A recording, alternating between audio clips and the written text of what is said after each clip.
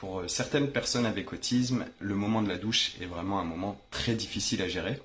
Le système sensoriel va en fait se mettre en mode défensif d'un point de vue tactile, ce qui veut dire que l'eau va devenir une menace pour le cerveau.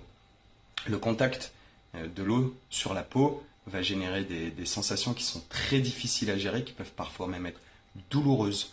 L'eau de la douche qui va venir percuter de manière aléatoire, de manière plus ou moins forte, qui va ensuite s'écouler sur la peau, engendre vraiment des sensations trop difficiles à gérer, et c'est ce qui explique que le système senso se met en mode défensif. Et ce mode défensif peut parfois s'exprimer par des troubles du comportement ou par des comportements d'évitement.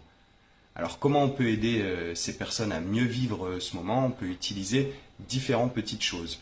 On peut utiliser un bonnet de bain, des lunettes de piscine, des bouchons d'oreilles, des casquettes avec des visières pour que l'eau s'écoule sur les côtés. On peut aussi proposer des bains, si vous avez cette possibilité, sans imposer des douches. On peut mettre les jets de douche sur un mode beaucoup plus doux, pour que ce soit beaucoup moins agressif pour la peau. On peut aider la personne à s'autoréguler aussi en utilisant de la musique, du chant, de la danse. Mais je pense pour moi, ce qui est le plus important, c'est vraiment de proposer ce moment de douche quand la personne que vous avez en face de vous et son système sensoriel sont disponibles. Il faut vraiment que ce moment devienne ludique et agréable.